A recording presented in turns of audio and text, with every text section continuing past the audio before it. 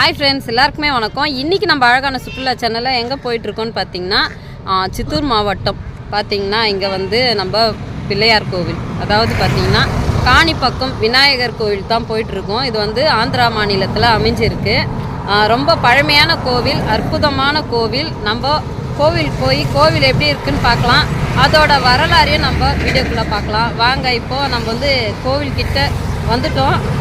கோவிலாண்ட போய் நம்ம விநாயகரை தரிசனம் பண்ணலாம். வாங்க வீடியோக்குள்ளே போகலாம்.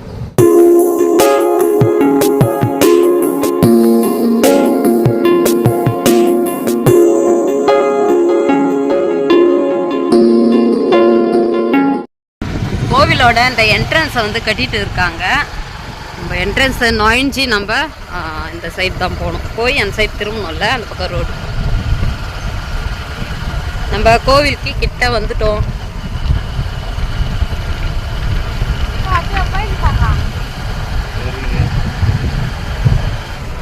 இப்போ பார்த்தீங்கன்னா கோவிலுக்கு வர பக்தர்களுக்கு தங்கறதுக்கான விடுதி, அதாவது வந்து ரூம் அது அதிகமாகவே இருக்குங்க. நம்ம வந்து நிறைய பேர் வந்தால் இங்கே தங்கி நம்ம விநாயகரை தரிசனம் பண்ணலாம். கோவில் வந்துடுச்சு பாருங்க. இங்கே வந்து பஸ் ஸ்டாண்ட். நம்ம சித்தூர்லேருந்து வந்தால் இங்கே வந்து நம்ம பஸ் ஸ்டாண்டு பார்க்கிங்கு எல்லாம் இங்கே இருக்குது. நம்ம முதன்மை கடவுளான விநாயகர் பெருமாளை வணங்கிட்டு தான் நம்ம எந்த காரியமாக இருந்தாலும் செய்ய தொடங்குவோம். ஆந்திரா மாநிலம் சித்தூர் மாவட்டம் காணிப்பக்கம்ன்ற கிராமத்தில் வரசக்தி விநாயகர் பெருமாள் அமைஞ்சிருக்காரு.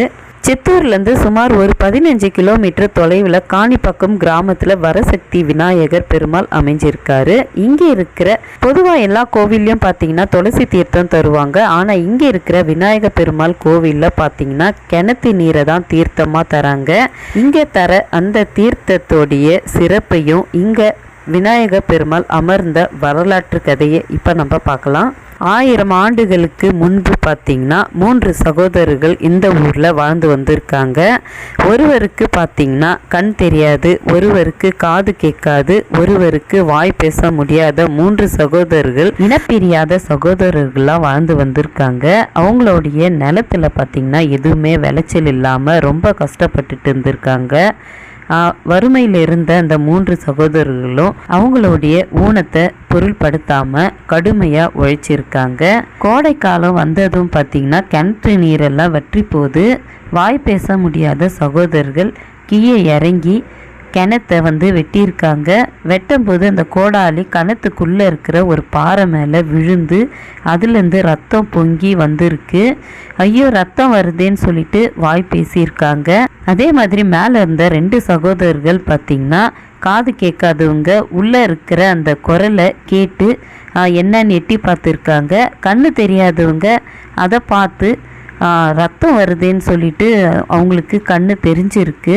இதை கண்ட ஊர் மக்கள்லாம் ஓடி வந்து என்ன கண்ணு தெரியாதவங்க கண்ணு தெரியுது, காது கேட்காதவங்க காது கேட்குது, வாய் பேச முடியாதவங்க பேசுகிறாங்கன்னு சொல்லிட்டு ஆச்சரியமாக கிணத்துக்குள்ளே எட்டி பார்த்துருக்காங்க.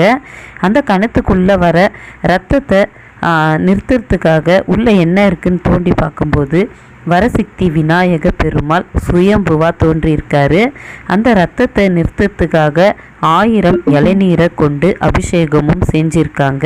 கிணற்றுல விழுந்த இளநீர் தண்ணி பார்த்திங்கன்னா கிணத்துல பொங்கி வழிஞ்சி ஒரு காணி ஃபுல்லாகவே நிறைஞ்சிருக்கு. அதனால தான் இங்கே இருக்கிற ஊருக்கு காணிப்பக்கம் சொல்லிட்டு பேர் அமைஞ்சிருக்கு. இப்படி தான் இங்கே இருக்கிற பூமியில் வரசக்தி விநாயகர் பெருமாள் சுயம்புவா தோன்றிய வரலாற்று கதை. இன்றைக்கும் பார்த்திங்கன்னா இங்கே இருக்கிற விநாயகர் பெருமாள் நெற்றியில் பார்த்திங்கன்னா ஒரு தழும்பு இருக்கிறதா சொல்லப்படுது. அவருடைய சுற்றி இருக்கிற கிணத்தோட தண்ணியை தான் இந்த கோவிலில் வந்து நம்மளுக்கு தீர்த்தமாகவும் கொடுக்குறாங்க. இந்த தீர்த்தத்தை நம்ம குடித்தா நோய் நொடிகளும் தீரும், நம்ம கஷ்டங்களும் நீங்கும்னு சொல்லிட்டு ஐதீகமாக சொல்லப்படுது. இன்றைக்கி வரைக்கும் பார்த்திங்கன்னா இங்கே இருக்கிற கருவறைக்கு உள்ள விநாயகர் பெருமாள் சுயம்புவா தோன்றிய அந்த சுற்றி இருக்கிற இடத்துல பார்த்திங்கன்னா நீர் எப்போவுமே வந்து தேங்கி இருக்கும். நம்ம வந்து அதை நம்ம கோவிலுக்கு நேராக போனால் நம்ம பார்க்கலாம். இங்கே இருக்கிற கோவிலில் இன்னொரு சிறப்பான வழிபாடுகளும் நடைபெறுது. சாயங்கால நேரத்தில் பார்த்திங்கன்னா சத்திய பிரமாணம்னு சொல்லிட்டு ஒரு பூஜை நடத்துகிறாங்க இங்கே. அதாவது இந்த பூஜை எதுக்காகன்னு பார்த்திங்கன்னா, நம்ம யாராவது பொய் சொல்லியிருந்து யாருன்னா ஏமாற்றிருந்தோன்னு பார்த்திங்கன்னா இங்கே இருக்கிற கோவிலுக்கு விநாயகருக்கு முன்னாடி வந்து சத்தியம் செய்வாங்களாம், நான் இந்த மாதிரி பொய் சொல்லன்னு சொல்லிட்டு.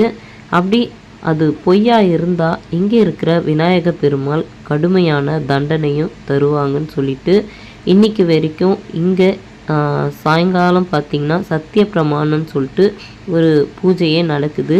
இங்கே இருக்கிற சுயம்பு மூர்த்தியான வரசக்தி விநாயக பெருமாளுக்கு யாருமே பொய் பேசுறது பிடிக்காதான். அதே மாதிரி ஊனமுற்றவர்களை ரொம்ப பிடிக்குமா.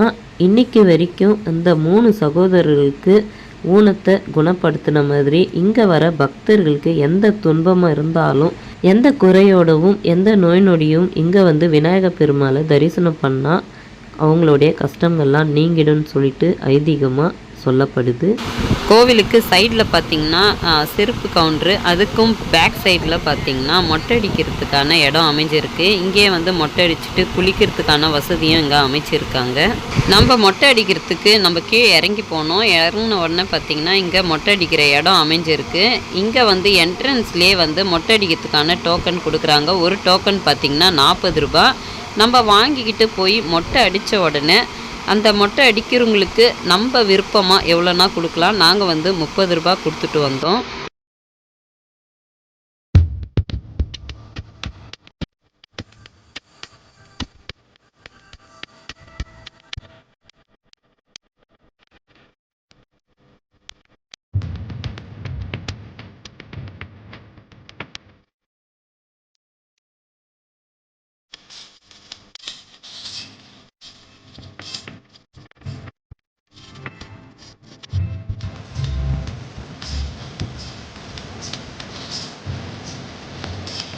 அதுக்கு பக்கத்துலேயே பார்த்தீங்கன்னா இங்கே வந்து ஒரு மண்டபம் ஒன்று அமைஞ்சிருக்கு. இந்த மண்டபத்தில் பல்வேறு பூஜைகளை செய்கிறாங்க. அதாவது பார்த்திங்கன்னா கணபதி ஹோமம், அதுக்கப்புறம் பார்த்தா குழந்தைங்களுக்கு வந்து முதல்ல சோறுட்டுற அந்த பூஜை, அதுக்கப்புறம் குழந்தைங்களுக்கு பேச்சு வர்றதுக்கான பூஜைன்னு சொல்லிட்டு பல்வேறு பூஜைகளை இந்த மண்டபத்தில் செய்கிறாங்க.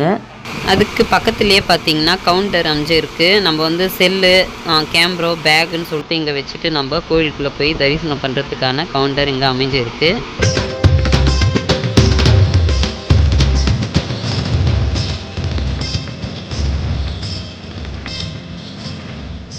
கோவிலோட பேக் சைடில் லட்டு கவுண்டர் அமைஞ்சிருக்கு. கோவிலோட பிரசாதமான லட்டு நம்ம வாங்கிக்கலாம். அதோட வந்து எவ்வளோன்னு சொல்லிட்டு டீட்டெயில் வந்து நம்மளுக்கு ஃப்ரண்ட்லேயே வந்து போர்டில் பதிவிட்டிருக்காங்க.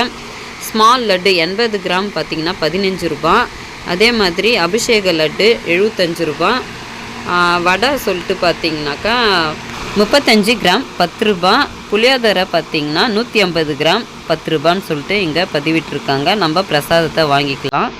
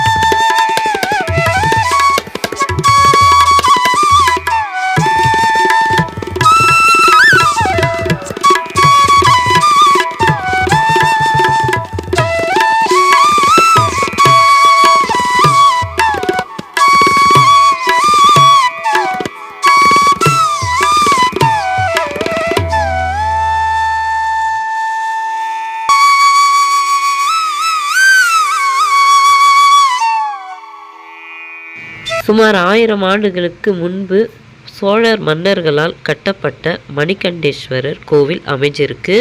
இங்கே இருக்கிற பழமையான சிவன் கோவிலில் இருக்கிற கோஷ்டங்களில் பார்த்திங்கன்னா விநாயகர், தட்சிணாமூர்த்தி, விஷ்ணு பகவான், பிரம்மா, அதுக்கப்புறமா துர்கை அம்மன் அமைஞ்சிருக்காங்க. கோவிலோட உள் பிரகாரம் சுற்றியும் பார்த்திங்கன்னா விநாயகர், சிவபெருமாள், பார்வதி, ஆறுமுக பெருமாள், வள்ளி தேவயானையுடன் அமைந்திருக்காங்க. பைரவர், சந்திரன், சூரிய பகவான் அமைஞ்சிருக்காங்க.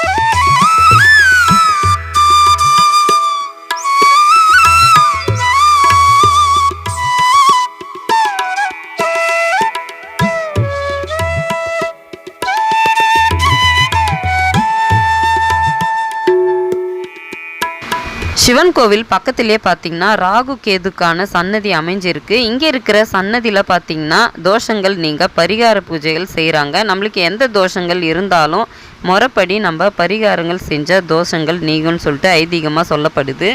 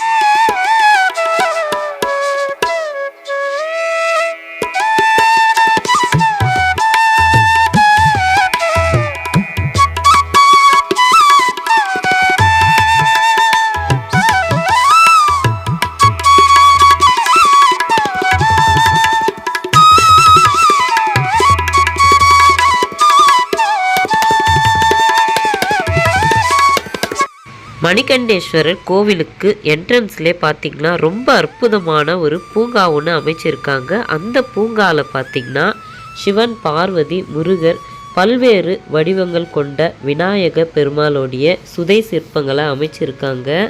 இங்கே இருக்கிற விநாயகரோட சுதை சிற்பத்தோட கையில் பார்த்திங்கன்னா ஒவ்வொரு கையிலையும் வீணை வாசிக்கிற மாதிரி, தபலா வாசிக்கிற மாதிரியும், வாத்தியம் வாசிக்கிற மாதிரி பல்வேறு வடிவங்கள் கொண்டு இசை வாசிக்கிறது போல் விநாயகர் பெருமாளை அமைச்சிருக்காங்க. ரொம்ப அற்புதமாக இருந்தது.